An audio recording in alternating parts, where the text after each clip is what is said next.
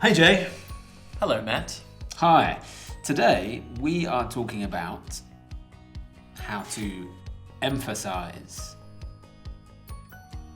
Okay. That sounds hard. But it can't be worse than my date last night.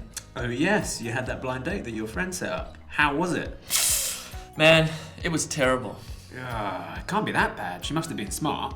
Yeah, she was smart, but what bothered me was her personality. Oh, what do you mean? Was she annoying? Man, she was so rude.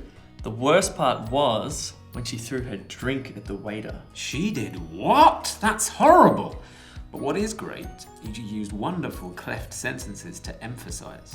Oh, I did? What do you mean? Let me show you. A cleft sentence just means that you're moving part of the sentence to the beginning to emphasize it. It's really common to use what or a noun plus the verb be. Like, what bothered me was, or the worst part was when.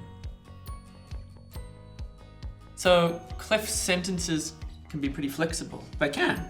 It's just a way to emphasize an idea by putting it at the beginning. Okay, I see. Can you give me another example? Like, how could I emphasize that I hated her attitude? Well, if you wanted to do that, you could say something like, I really hated her attitude. Now, that sentence is perfectly fine. Okay, but if I want to emphasize it? You could say, what I really hated was her attitude. Or another way of looking at it could be, her attitude was what I really hated. Okay, I see. And I can use this in the present. Yeah.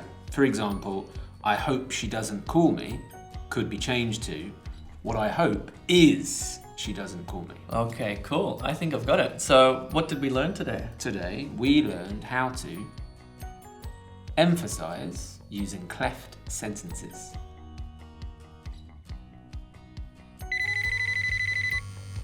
Who's that? Oh no. It's the person who I hoped wouldn't call me. Let me.